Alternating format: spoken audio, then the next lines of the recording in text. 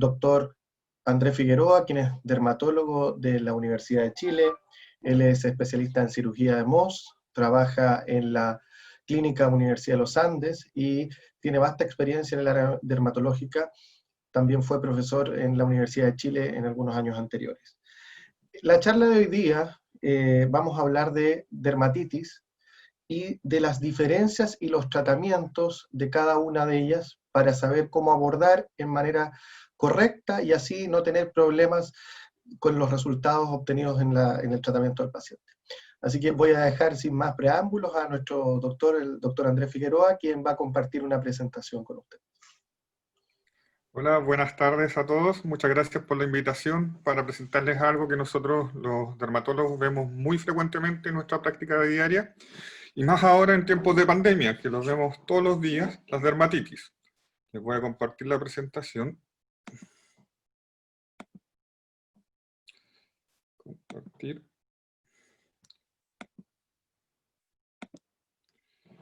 ¿Y qué es una dermatitis? Una dermatitis, ya los griegos la definieron para nosotros como una... viene del vocablo derma, que significa piel, y del sufijo también de los griegos, itis, que significa inflamación. Por tanto, ya sabemos que cualquier inflamación de la piel es una dermatitis. Estas se deben a múltiples causas. Pueden tener una variedad de presentaciones y generalmente la mayoría tienen buen pronóstico. Y hay múltiples tipos. Nosotros vamos a hablar principalmente hoy día de la dermatitis de contacto, también de la dermatitis atópica y de la dermatitis seborreica. Pero existen también la dermatitis herpetiforme, dermatitis artefacta, la dermatitis de éstasis, la asteatóxica, la disidrótica, la dermatitis perioral, la numular, la de Berlocchi y múltiples más. Por lo tanto, es un tema bastante amplio que podríamos estar hablando bastante tiempo de él. En virtud del tiempo, nosotros vamos a desarrollar estas tres, la atópica, la seborreica y la de contacto. Siempre hay que recordarse que el síntoma cardinal ese es el prurito. ¿Ya? Nosotros lo que más vemos es el prurito como síntoma cardinal de todos estos tipos de dermatitis. La presentación puede ser aguda, que se caracteriza por tener más vesículas, eritema, enrojecimiento de la piel. Puede ser subaguda, donde ya empiezan los síntomas de los signos de grataje, con erosiones, hiperkeratosis de la piel. Y la crónica, donde ya se ve la liquenificación de la piel, tal como ven en la figura. La liquenificación es el engrosamiento de la piel, donde se marcan más los dermatoglifos, los surcos normales de la piel.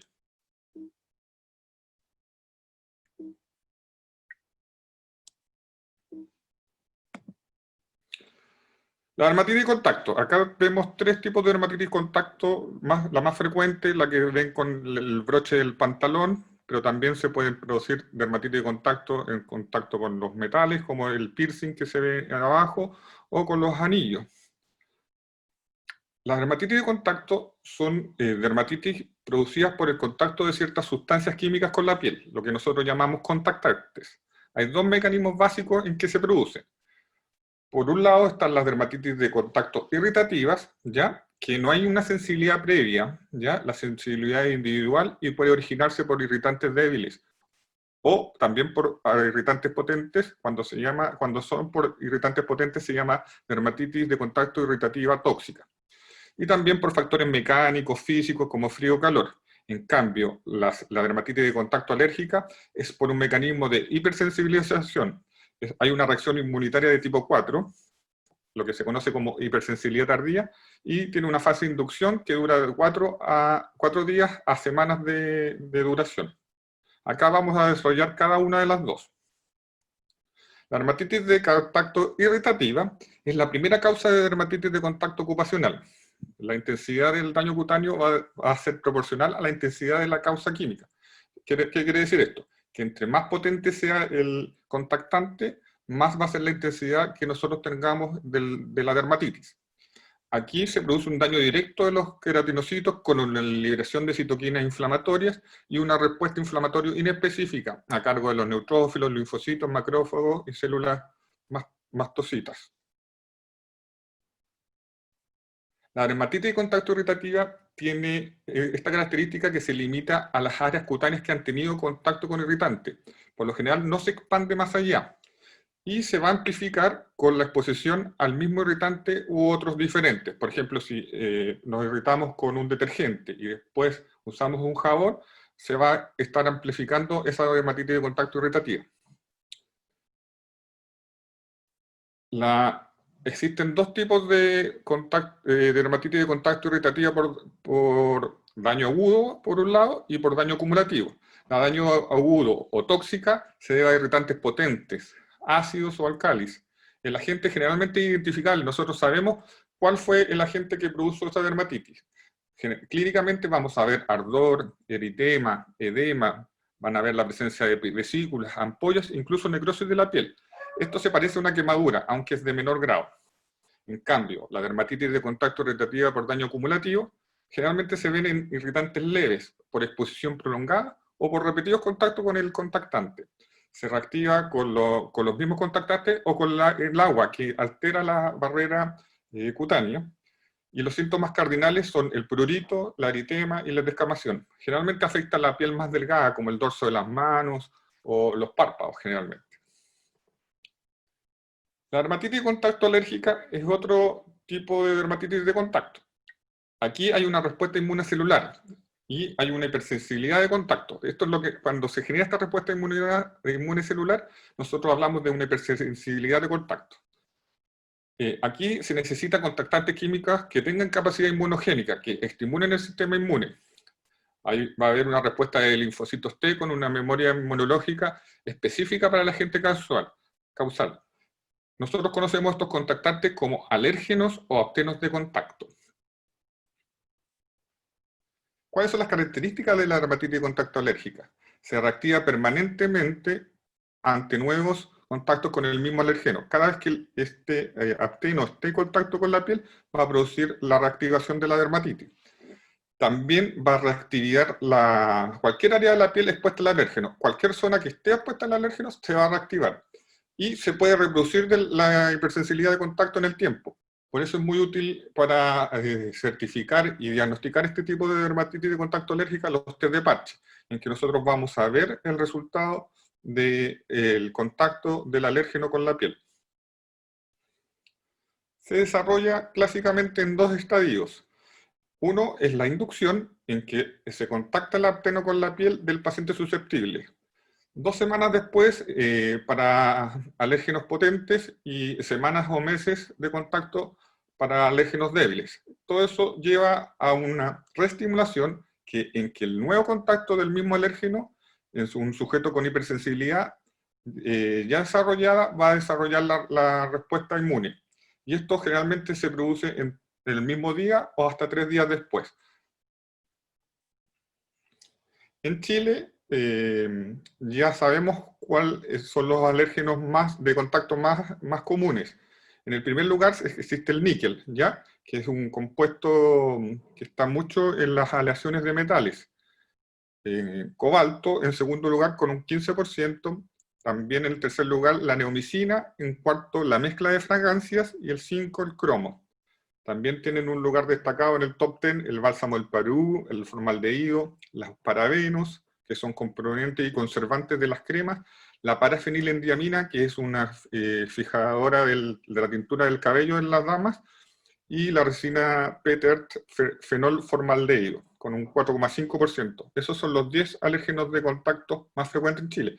Hay más de 3.000 y cada vez se describen más contactantes que causan dermatitis de contacto alérgica. Hay un tipo especial que es muy conocido aquí en Chile, la fitodermatitis alérgica por litre. Esta es una dermatitis de contacto alérgica por un compuesto que se llama uruchiol, que está presente en la Poison Ivy de los estadounidenses y en el litre chileno, que se llama litrea tóxica. Esta se caracteriza por vesículas y ampollas de desarrollo rápido, con un prurito que es muy violento, muy intenso. Generalmente son trayectos lineales por el contacto de las ramas, de las hojas con la piel, y dura 2 a 4 semanas, y es bastante difícil de tratar. Por tanto, es importante reconocerla y saber que no es un herpes zóster o otro tipo de lesión cutánea. La diferencia entre dermatitis de contacto irritativa y dermatitis de contacto alérgica son muy similares. La biopsia es prácticamente igual. No nos sirve un estudio histopatológico para diferenciar ambas. Lo que sí se sabe es que pueden coexistir. Puede empezar como una dermatitis de contacto irritativa y por el daño de la barrera cutánea favorece la entrada de alérgenos que atraviesan la piel y estimulan el sistema inmune. Entonces, es difícil decir muy bien cuándo es una dermatitis de contacto irritativa y cuándo es una dermatitis de contacto alérgica. Pero hay algunas diferencias clínicas que a veces nos pueden ayudar. La dermatitis de contacto irritativa se limita al sitio de contacto, dura menos, cuando uno ya eliminó la causa, tiende a durar menos, y el contacto es generalmente único en un sitio bien definido, y generalmente el eczema o dermatitis se inicia 14 días después. En cambio, la dermatitis de contacto alérgica se extiende más allá del sitio de contacto, tiende a persistir más una vez eliminada la causa, y generalmente el contacto reciente con un químico fuerte de inicio rápido. ¿Y cómo la tratamos? Es importante saber cómo la tratamos. Sabemos un poco diferenciarla una de otra, pero es importante tratarla. Se tiene que retirar los irritantes y alérgenos en el entorno del paciente. Es lo más importante porque es lo que nos va a marcar la mejoría de esa dermatitis. ¿Y qué pasa si no se puede retirar? Por ejemplo, en un trabajo, en una casa, en alguna ocupación.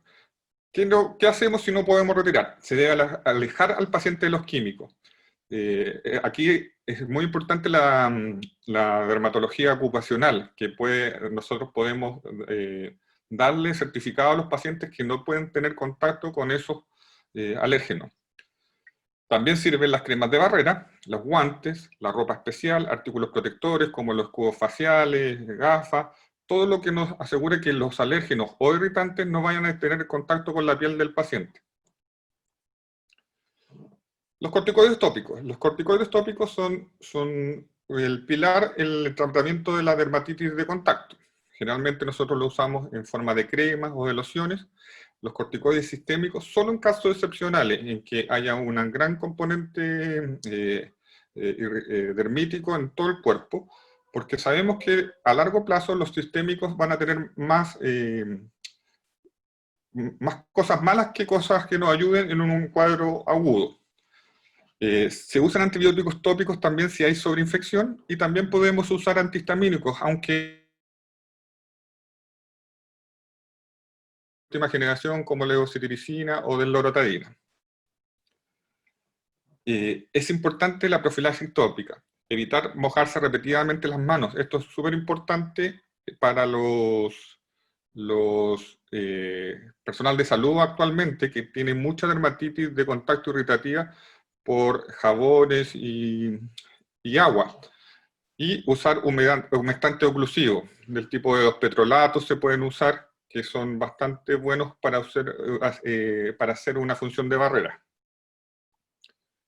La dermatitis seborreica es otra de las dermatitis que nosotros vemos muy frecuentemente y mucho más ahora en tiempo de pandemia. Como la dermatitis de contacto se veía en personal de salud, la dermatitis seborreica se ve mucho en pacientes que están con estrés. Por eso nosotros ahora en estos tiempos lo hemos visto mucho. Acá vemos una cara de un paciente con dermatitis seborreica con el típico eczema a los lados de la nariz, las laderas nasales y los surcos nasogenianos y en la zona interciliar, también el cuero cabelludo. ¿Qué es lo que es la dermatitis seborreica? Es un trastorno inflamatorio, eritematoso y descamativo crónico. Se presenta en niños y adultos y afecta característicamente al área de mayor producción de sebo. Es la principal causa de caspa en la población, así que ojo con eso. Generalmente cuando ven un paciente con caspa es porque tiene una dermatitis seborreica. Afecta al 2 a 5% del total de la población y es mucho más frecuente en hombres. Hay 3 picos de incidencia: a los 4 meses de edad, entre los 18 y 25 años y después de los 50. También hay un pic más tardío. ¿Y por qué se produce la dermatitis seborreica? No es claro, no sabemos muy bien cuál es la causa, pero sí sabemos que hay una marcada predisposición familiar, ¿ya? Entonces aquí la carga genética es muy importante y se asocia muchas veces a cuadros de seborrea en el cuero cabelludo, centro de la cara, línea media del pecho y dorso. se asocia también a la presencia de un hongo que se llama malacesia, una levadura. Entre mayor densidad de esta malacesia, existe mayor severidad de la dermatitis seborreica.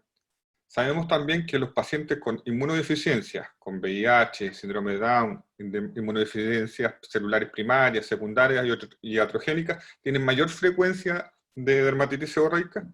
Y sabemos también que hay gatillantes muy claros en el brote o la incidencia de las dermatitis seborreica como gatillante. Está el estrés, el abuso del alcohol, el cansancio y los cambios de ritmo de sueño son los que más reportan la población como gatillante de estos cuadros, de estos brotes. ¿Cómo se manifiesta? Generalmente es un eritema leve a severo y asociado a una alta descamación con eventual formación de costas amarillentas. El prurito puede ser variable desde muy bajo a severo. Y aquí vemos las tres manifestaciones más comunes. En el niño se ve como una costra láctea con escamas adherentes a los pelos en la zona coronal principalmente y frontal, de aspecto untuoso. En el adulto ya empieza a afectar las laderas nasales y el surco nasogeniano, también la zona interciliar, también la zona retroauricular, y en el paciente con VIH generalmente se ve igual, pero mucho más intenso, con compromiso incluso de las extremidades, ¿ya? Y en algunos pacientes incluso puede ser eritrodérmico, o sea, todo el cuerpo comprometido. También cabe destacar que en el adulto se puede producir compromiso de la zona del pecho y también de la zona de la línea media de la espalda, que también son otros áreas que pueden presentar dermatitis seborreica en forma frecuente. ¿Y cómo tratar la dermatitis seborreica? Es importante saber que no hay una cura definitiva. Entonces tenemos que tratar más que nada de manejar los síntomas y evitar los nuevos brotes. Y para eso, evitar los gatillantes. Ya hablamos del alcohol, bajar el consumo del alcohol, ya hablamos de los cambios de ritmo de sueño, tratar de que sea un hábito de sueño ordenado, tratar de evitar el estrés, y si estamos cansados, descansar. La dermatitis seborreica del cuero cabelludo se puede tratar principalmente con champús. ¿Ya? Estos champús tienen que ser usados en forma diaria mientras tengan lesiones. Hay que hacer un tiempo de contacto con el cuero cabelludo, por lo menos 3 a 5 minutos. Y los que normalmente usamos son los de ciclopiroxolamina, el de ketoconazol, los champús de sulfuro de selenio, y en menor medida los de pipironato de zinc, alquitrán de bulla o ácido salicílico si es que hay mucho compromiso queratósico. Los corticoides tópicos también tienen una acción bastante buena en el cuero cabelludo, pero siempre recordar que son cursos breves. Hay que usar corticoides de moderada o alta potencia. Generalmente se prefieren los que están en loción, en formulación en champú. También pueden usar en crema ungüento gel y se pueden asociar a ácido salicílico si hay mucha hiperkeratosis. La dermatitis seborreica del rostro y del tronco, generalmente uno lo trata con jabones. ¿Ya? Es importante el aseo en estas zonas para retirar el exceso de sebo y con cremas antimicóticas. Entre ellas están los imidazólicos como el ketoconazol, el miconazol, el tioconazol o también el ciclopirox. También se han postulado cremas con azufre y ácido salicílico que también han reportado bastante buena tolerancia y efectividad. Los corticoides tópicos también, al igual que en la dermatitis seborreica del cuero cabelludo, son cursos breves. Y aquí se usan corticoides de baja potencia. También tienen una muy buena aceptación por los pacientes los inhibidores de la calcineurin, que son inmunomoduladores que nos permiten bajar la inflamación sin tener los efectos adversos de los corticoides, tales como el tacrolimus y el pimecrolimus. En cuanto a la dermatitis atópica, la dermatitis atópica es el tercer tópico que vamos a tratar hoy día a la tarde.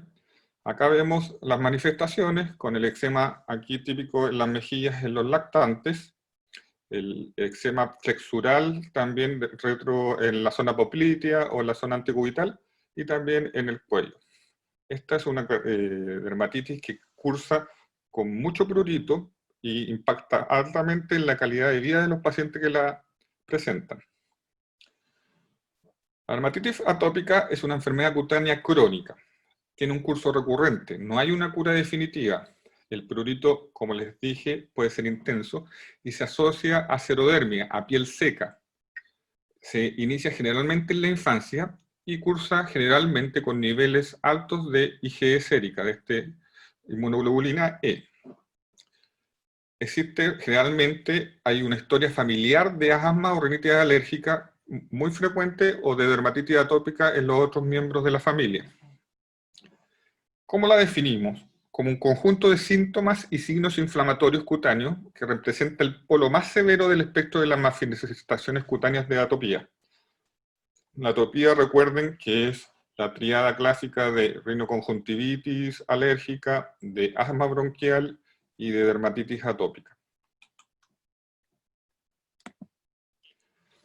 Afecta al 15% a 20% de los niños en países desarrollados, un poco menos al 5 o 10% de los niños en países en vías de desarrollo. Es importante saber que 1/3 de los niños pueden prolongar las manifestaciones a la vida adulta, o sea, de ese 15 a 20%, 1/3 de esos pueden llegar a tener manifestaciones de dermatitis atópica del adulto. El 50% se diagnostica durante el primer año de vida. ¿Por qué se produce? Hay conocidamente una falla genética con disfunciones de la barrera epitelial y de la función linfocitaria. Hay una respuesta epitelial adaptativa anormal, crónica, ante diversas injurias ambientales, que son los alérgenos. Generalmente, uno con una barrera íntegra no debería tener contacto con los alérgenos, como el ácaro, el polvo, o como el Staphylococcus aureus. Pero estos pacientes tienen una barrera que funciona mal, por lo tanto, alérgenos entran en contacto con el sistema inmune y producen una respuesta inflamatoria. ¿Cómo se manifiesta? Generalmente hay estigmas atópicos. Los más importantes son la xerodermia, piel seca, ¿ya? Que se puede ver incluso como una ictiosis, así como escamas en la piel. También la queratosis pilar, que son estos granitos que se ven en los brazos, muy frecuentes en pacientes niños o jóvenes. Y con la pitiriasis alba, que son estos parches blancos, un poco escamosos, que se pueden ver en la cara y en los brazos de niños atópicos y jóvenes atópicos. Existen otros más, como el líquen espinuloso, el dermografismo blanco, la frialdad acral, la palidez facial, las palmas hiperlineares, el pliegue de Denny Morgan, que es el típico tercer pliegue que se forma debajo del párpado, que también son estigmas atópicos, pero generalmente los más universales son los 3 primeros. Es importante saber que aquí hay esta enfermedad, la dermatitis atópica, tiene un prurito crónico. Esta picazón crónica puede ser focal o extensa, puede ser en una sola área o puede ser generalizada. Es mayor en áreas eczematosas, pero también se puede producir en áreas xerodérmicas. El grataje crónico, el rasquido crónico en una zona puede llevar a la piel que se liquinifique, que se ponga gruesa, que se ponga como media violácea, hiperqueratósica.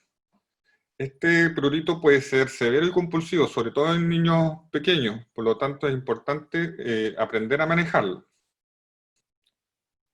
El eczema. El eczema es la inflamación de la piel. ¿Cómo lo vamos a ver? Como las parches, manchas eritematosas, rugosas, a veces ásperas, pueden tener pápulas, pueden ser aislados o múltiples. La característica es que son muy pruriginosos, pican mucho y tienen 2 fases, una fase aguda que es más resumante o una fase crónica que es más seca, como más liquinificada. La forma de que se presenta el eczema es muy variable, puede ser flexural como lo ven en la primera foto, pero también puede ser numular como forma de monedas circulares, puede ser generalizado como algunos casos de eritrodermia en dermatitis atópica, o puede ser focal como el eczema del pezón, que es muy frecuente en pacientes con atopía. ¿Qué la puede exacerbar? ¿Con qué podemos ver que la dermatitis atópica empeora?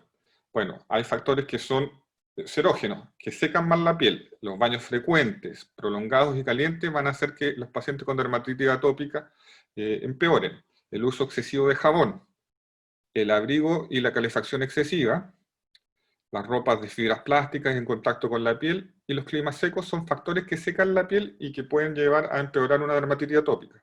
También los químicos irritantes como los jabones, detergentes, antisépticos, perfumes, fibras plásticas, sintéticas, lana, vegetales, cosméticos, el cloro de las piscinas, son otros factores que pueden llevar a exacerbar una dermatitis atópica en un paciente. Los aeroalergenos, aquí tenemos nuestro amigo ácaro del polvo, este nombre que siempre me cuesta mucho pronunciarlo, Dermatofagoides pteronissimus. También los pólenes, ¿ya? La caspa de los animales domésticos también puede exacerbar una dermatitis atópica, por lo tanto es importante considerarlo en el manejo de un paciente con dermatitis. Los alérgenos alimentarios e intolerancia alimentaria, antes se daba mucha importancia a esto, pero ahora en los estudios se ve que es controvertido. Se ha dicho que la leche de vaca, los huevos, la soya, el maní, el trigo, el pescado podrían exacerbarlo, pero de ahí lo único que ha sido más reportado es los pacientes que tienen una IgE para huevo. Es lo único que se ve que pueden, si está presente, es mejor evitarlo porque podría exacerbar la dermatitis atópica si nosotros le damos huevo a ese paciente. Agentes biológicos. Sabemos que algunas infecciones pueden aumentar una dermatitis atópica. Ahí nuestro amigo Staphylococcus aureus es el principal responsable de las exacerbaciones en algunos casos de dermatitis atópica. Pero sabemos también que algunas mordeduras de insectos, la parasitación de diversos ácaros, infecciones virales, bacteriales y micóticas también pueden hacer que una dermatitis atópica brote. Y como casi la mayoría de los pacientes en esta pandemia, el estrés. El estrés también es un factor que claramente puede aumentar mucho la dermatitis atópica y hacerla que sea mucho más severa. ¿Qué complicaciones puede tener? Sabemos que la dermatitis atópica ya es compleja de tenerla, pero hay otras cosas que una dermatitis atópica puede llevar. Nosotros podemos producir heridas erosivas severas por el rasquido, por el grataje. Nosotros podemos producir verdaderas úlceras por el grataje. También puede llevar a infecciones bacteriales superficiales, impéticos, piodermia, infecciones virales. Estos pacientes tienen una disminución de las defensas naturales de la piel contra el virus papiloma, contra los poxvirus, de los moluscos contagiosos, el virus varicela zoster y el virus herpes simple. Se describe un cuadro bien característico de una generalización de la infección por herpes simple en pacientes atópicos que se llama eczema herpético, tal como ven en la foto, en el recuadro inferior de la diapositiva. También pueden haber fases resumantes extensas que duren mucho tiempo y que sean difíciles de manejar. Una dermatitis atópica puede llevar a una dermatitis de contacto ocupacional recalcitrante, que no mejore con nada. Muchas veces se pueden traslapar una dermatitis de contacto con una dermatitis atópica y no mejorar a pesar de que retiren todos los irritantes y los contactantes, puede seguir teniendo dermatitis. Entonces, considerar en caso de que haya una dermatitis de contacto que no mejore con el tratamiento habitual. Una dermatitis atópica también puede llevar a una eritrodermia. Eritrodermia se habla cuando hay un compromiso de la piel de más del 75%. Es importante saber, como les dije, que por el estrés, por esta discriminación, por el rasquido que produce, la desesperación, además las limitaciones que impone esta patología de sentirse distinto, de no poder jugar en piscinas con cloro, de no poder usar cualquier ropa, puede llegar a trastornos psicológicos severos. Por lo tanto, es importante tener esa consideración.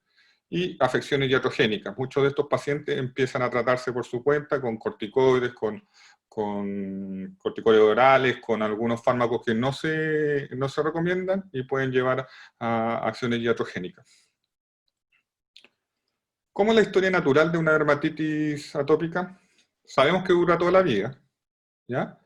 Esta condición atópica dura toda la vida. El 25 a 60% de las dermatitis atópicas se inicia antes del año de la vida y el 75% antes de los 5 años. En los lactantes menores de un año, generalmente se manifiesta por lesiones resumantes en las mejillas, en el cuero cabelludo y en áreas extensoras. Esto es importante, que tiende a respetar el área del pañal, ya que no se ve muy frecuentemente en esa zona, para diferenciar de otro tipo de dermatitis.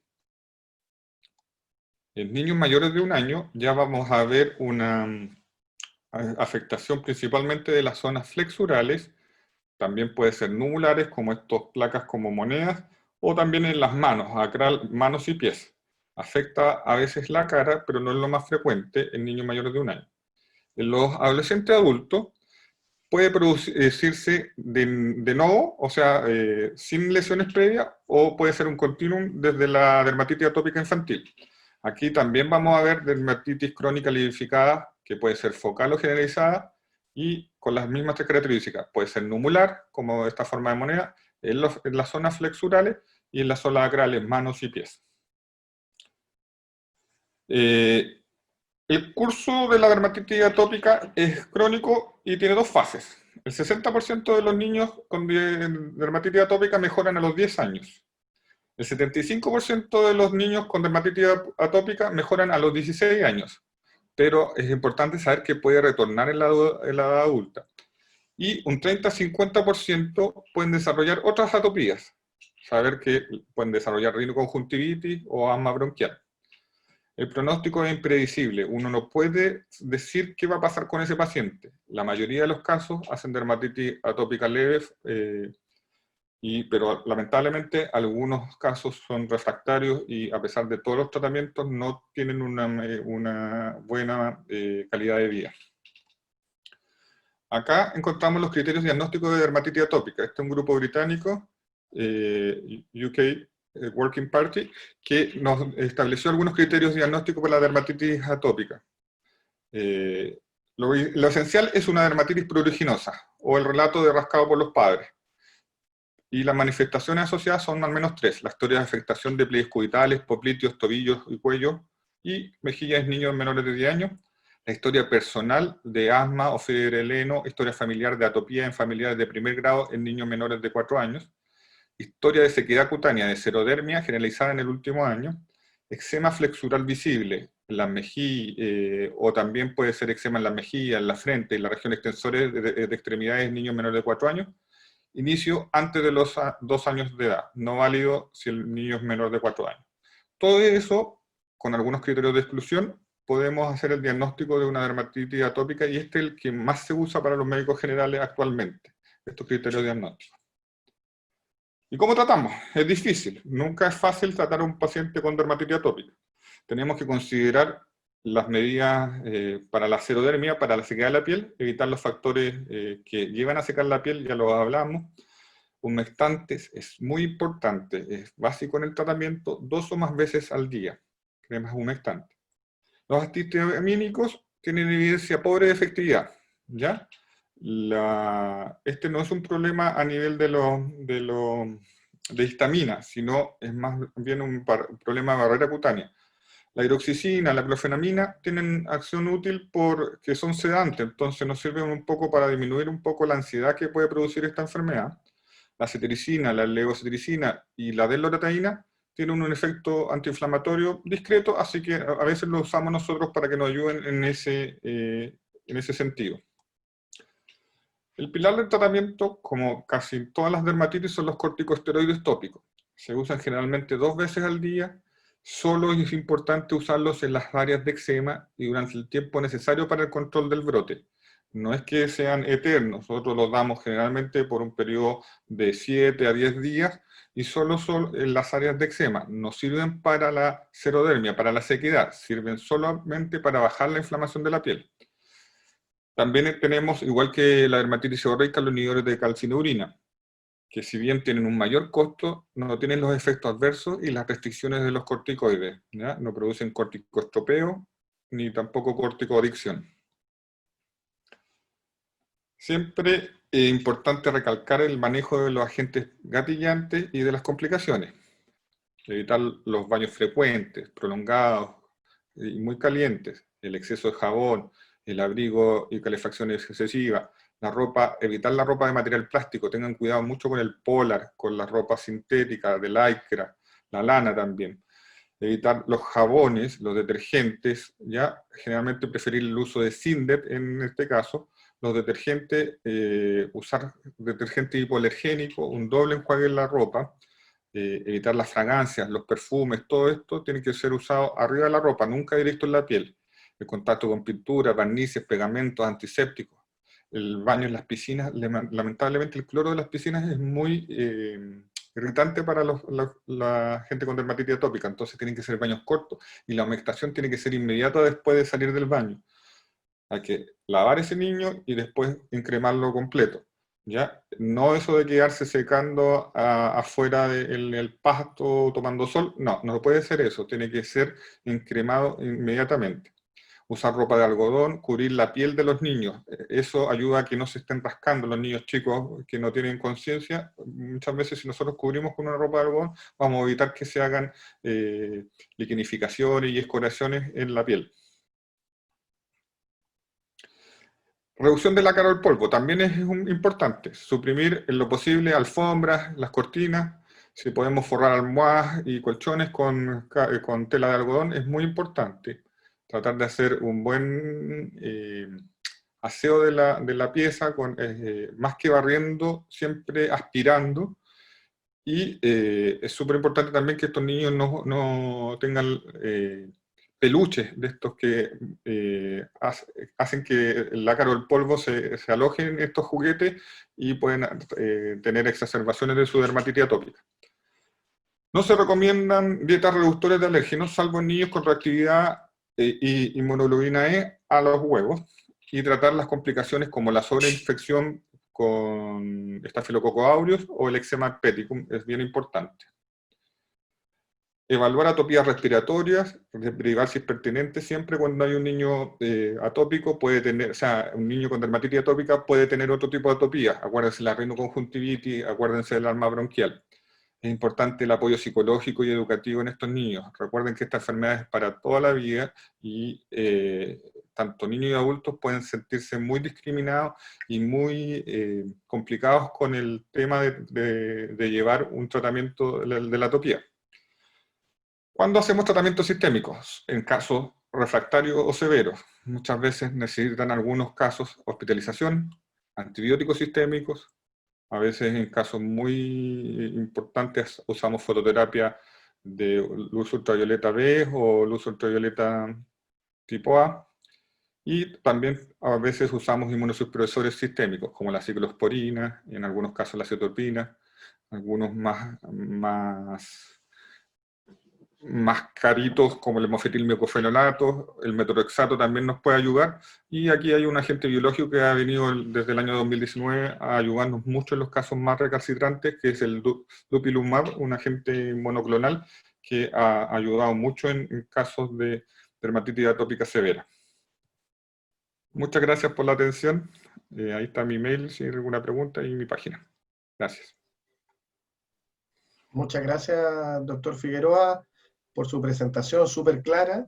Vamos a ver algunas preguntas que nos han enviado para poder aclarar algunas dudas. La primera pregunta dice, ¿qué crema con petrolato recomienda para las manos? Generalmente hay varias cremas y hay varias marcas en el mercado, pero generalmente cuando nosotros nos preguntan eso, les recomendamos la más barata y básica de todas, la vaselina. La vaselina, tanto sólida o líquida, es un muy buen petrolato que ejerce una muy buena función de barrera, que evita un poco la pérdida transepidérmica de agua y el contacto con los irritantes. Por tanto, si uno tiene una vaselina y que va a estar usándola a cada rato, está perfecto. Perfecto. Después hablan de cuál es la efectividad de los baños en tina con un poco de cloro, si esto es real o no. Eso es una conducta que sí sirve. ¿Por qué? Porque sirve muchas veces los baños de tina, pero tiene que ser en forma bien estandarizada. No es como, acuérdense que el cloro en concentraciones diferentes a las que se usan normalmente para estos baños de tina en particular, puede llevar a una exacerbación de la dermatitis atópica. Los baños de tina se usan una cucharada sopera cada 5 litros de agua y sirven para disminuir la carga de Staphylococcus aureus en la piel de los pacientes con dermatitis atópica, y eso lleva a una disminución de la frecuencia del eczema. Sirve mucho, pero hay que hacerlo bien y por periodos acotados de tiempo. No es para todas las fases de la dermatitis atópica. Perfecto. Hay una pregunta, dice, en niños de meses, ¿qué recomienda para la dermatitis seborreica? En niños de meses, generalmente, depende un poco, pero cuando tiene la dermatitis de seborreica del lactante, que se produce más o menos a los 4 meses, el mejor tratamiento es un aseo de las costras, de las escamas con un algodón embebido en vaselina, pero también se puede usar un champú de ketoconazol con cuidado de no entrar a los ojos, por supuesto, hacer un pequeño masaje y dejarlo actuar unos 5 minutos y retirarlo. Y en caso de que sea muy severa en la cara, puede usar un curso corto de corticoides como tal, como la hidrocortisona. Perfecto. Preguntan, dice, con respecto a las lesiones dérmicas asociadas al uso de mascarilla, ¿podría decirse que es una especie de dermatitis seborreica? O sea, la dermatitis que se produce por el uso de mascarilla tiene varios ingredientes. Puede ser una dermatitis de contacto, tanto por el material de la mascarilla, por los detergentes en caso de que sean de tela, por los colorantes que usan para teñir las mascarillas. También todo eso puede producir una dermatitis de contacto. Pero sabemos también que el uso mantenido de una mascarilla puede producir exacerbaciones de una dermatitis atópica de base o incluso una dermatitis seborreica. Entonces es súper difícil diferenciar cuál fue, y es mejor ahí un poco con la historia llegar al diagnóstico adecuado y el tratamiento adecuado también. Perfecto, hay un poco más de complejidad entonces en este tipo de Exactamente. lesiones. Doctor Figueroa, también preguntan qué loción corporal humectante recomienda usted para niños atópicos. A ver, los niños atópicos siempre van a necesitar una loción corporal que sea humectante. Generalmente se recomiendan las que tengan ceramidas, que son una de las cosas que les falta en la barrera cutánea de estos niños. Lo más importante en la elección de un humectante para un niño, de una crema para un niño, es que sea bien colocada, que sepa todos los días, 2 veces al día, y que esté en conjunción con las otras medidas para evitar la piel seca. Si tú usas un humectante, sea A, B o C, y lo usas bien, lo más probable es que tengas un buen resultado. Perfecto. Preguntan también si hay prohibición específica para el uso de ácido salicílico. El ácido salicílico se puede usar generalmente en concentraciones que van de 2 a 5%, y es más que nada, nosotros lo usamos como un queratolítico, ¿ya? No es lo mismo que el ácido acetilsalicílico que la aspirina, que está contraindicada en la gente que tiene alergias, en embarazadas y en otras personas. Nosotros lo usamos en forma tópica el ácido salicílico, y también se sugiere que no sea en áreas muy extensas, porque puede producir también alguna dermitis secundaria al uso de dermitis de contacto irritativa. Perfecto. También preguntan, doctor, ¿qué corticoide tópico sugiere usted? ¿Mometasona o hidrocortisona, loción o crema? ¿En qué se debería fijar para recomendar uno u otro? ¿Cuál sería la indicación? A ver, uno tiene que considerar qué grado de eczema vamos a tratar. Si es por ejemplo, un eczema en cuero cabelludo, nosotros decimos, vamos a usar un corticoide de mediana a alta potencia. Ahí se podría usar desde mometasona, betametasona o clobetasol. Si vamos a tratar una dermatitis de párpado, esta piel es mucho más delicada, es mucho más susceptible al corticoestropeo, y ahí usamos, por ejemplo, hidrocortisona. Cuando usamos en cuero cabelludo en áreas pilosas, generalmente preferimos productos en loción, ¿ya? Para que puedan llegar a penetrar donde tienen que estar. En piel lampiña nosotros usamos principalmente cremas o ungüentos. Cuando hay un eczema más resumante, cuando está más líquido el eczema, cuando hay más secreción de líquido en la zona que está dermitizada, preferimos los productos en crema. Cuando es más crónico, cuando la piel está más hiperqueratósica, preferimos los productos en ungüento. Perfecto, muchas gracias. También dice que usar en las mejillas a los bebés con activación atópica. Es importante tratar de evitar todos los contactantes. Ya en los bebés que tienen dermatitis atópica, muchas veces estos chiquillos juegan con, con el tutito, que no puede que no sea de algodón, con los peluches, tratar de que esa zona esté bien aislada. Segundo, tengan cuidado con la saliva. La saliva también puede producir una irritación en la zona de las mejillas en los bebés. Y tercero, usar alguna crema de barrera. Hay varias en el mercado, hay algunas que tienen algunos agentes como aceite de Hamelin, que son antiinflamatorios, y eso se complementa por un curso corto de esteroides. Generalmente hidrocortisona es lo que usamos. En casos más severos se podría incluso utilizar mometasona. Perfecto, muchas gracias. También habla, dice, diversos laboratorios indican desloratadina y oleocetiricina para cuadros dermíticos e incluso urticariales. ¿Tiene real utilidad esto? En la urticaria sí. En urticaria generalmente el tratamiento de elección son los antihistamínicos. Ahora, esto es diferente a la dermatitis atópica. La dermatitis atópica generalmente el proceso no pasa por una cascada que esté involucrada la histamina, por tanto ahí son más que nada coadyuvantes, pero no son la base del tratamiento. Perfecto. Aquí le voy a hacer dos preguntas en una porque hay dos similares. Una dice, ¿cuál es el inhibidor de la calcineurina asequible económicamente? Y preguntan también si estos pueden ser utilizados en menores de 1 año. Sí, los inhibidores de la calcineurina se pueden utilizar desde los 2 meses en adelante, ¿ya? Y está comprobado que a mí me gusta más el pimecrolimus por la formulación en crema por ejemplo, para la dermatitis seborreica facial, pero también el tacrolimus es muy bueno. El inconveniente del tacrolimus es que viene solo en ungüento actualmente, entonces es un poco más grasoso, un poco cosméticamente menos agradable. El pimecrolimus, al ser en crema, es mucho más agradable para el tratamiento de una dermatitis seborreica en cara, por ejemplo.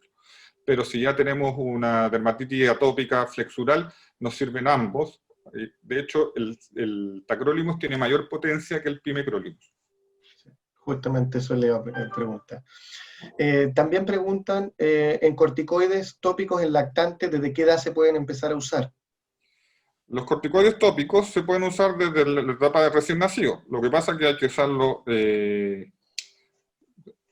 correctamente. Y correctamente son siempre periodos muy cortos, ¿ya? En un recién nacido no debería tener una terapia corticoidal tópica más de 5 días de duración.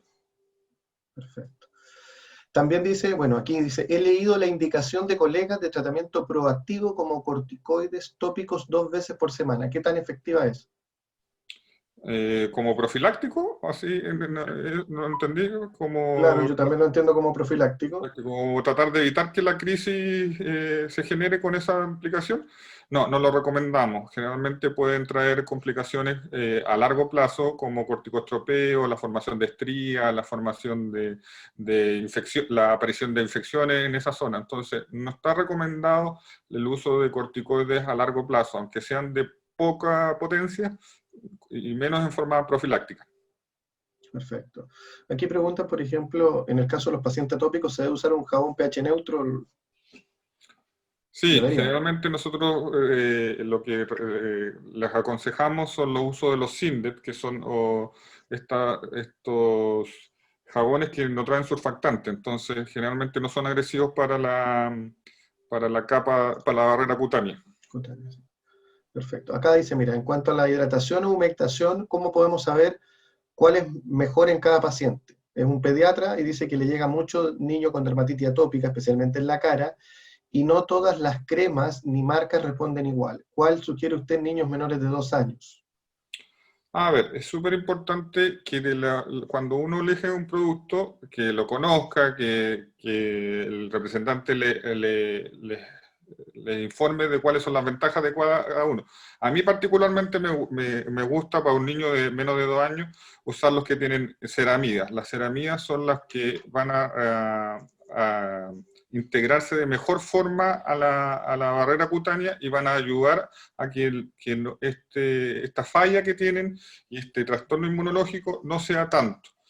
Entonces, generalmente prefiero los productos que contengan una alta carga de ceramida y que son las 1, las 5 y las 7, que generalmente son las que más recomendamos. Perfecto. Otra pregunta dice, ¿aceite de coco para dermatitis seborreica? Como lubricante sirve también un poco para disminuir las escamas, pero no tiene una acción antiinflamatoria tan importante como los otros productos que yo le recomendé. Perfecto. Preguntan si se hace algún examen de laboratorio para diagnosticar dermatitis atópica. Generalmente se pueden hacer examen de laboratorio, no ayuda nada la biopsia, el estudio histopatológico no ayuda a nada.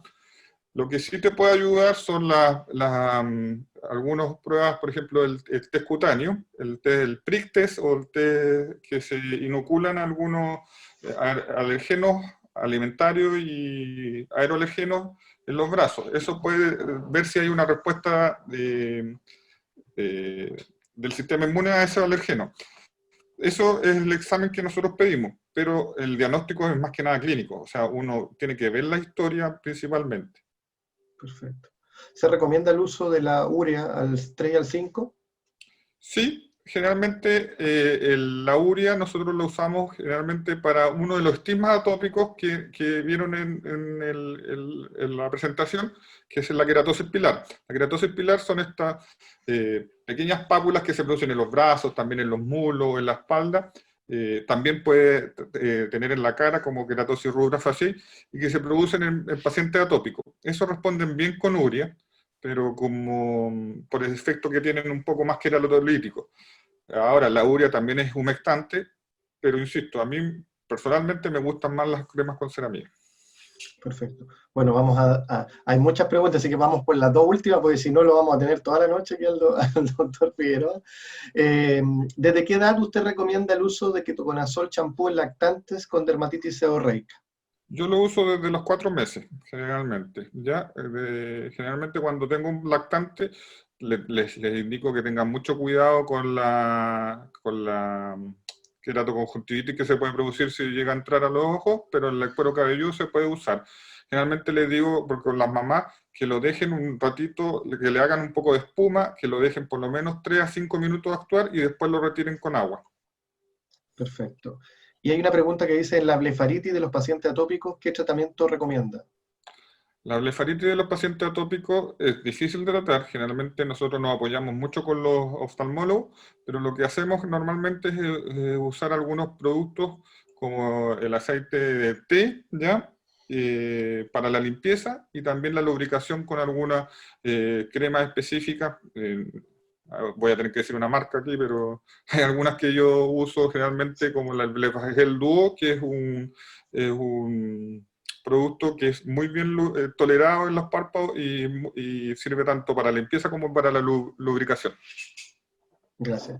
Y la última, voy a agregar una porque igual es un tema de contingencia. Dice, aunque he alejado el tema, ¿qué recomendación da usted para rosácea cuando se exacerba tanto con las mascarillas?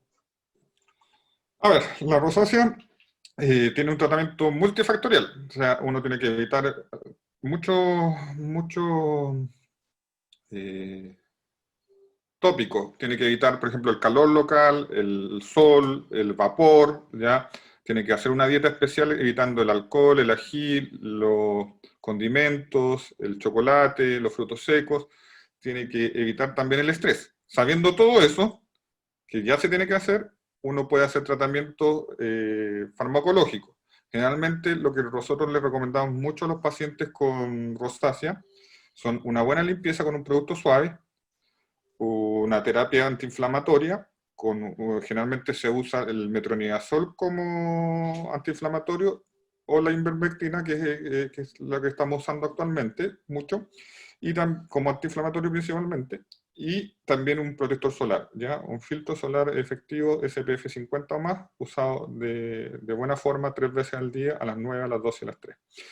Todo ese tratamiento completo va a ayudar mucho a que estas rosáceas no se exacerben con el uso de mascarilla. Perfecto.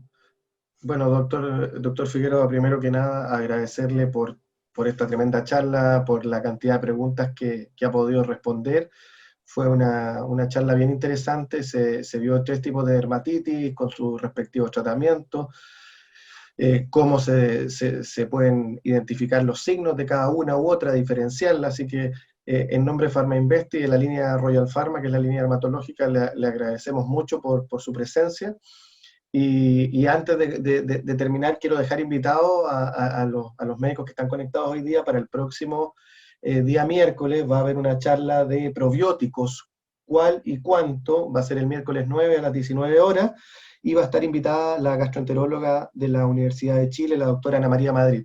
Así que los dejamos cordialmente invitados. Doctor Figueroa, muchísimas gracias y esperamos verlo pronto en nuestro webinar. Muchas gracias a ti por la invitación. Aquí estamos disponibles para alguna otra oportunidad. Gracias, doctor. Que estén muy bien todos. Hasta luego. Luego.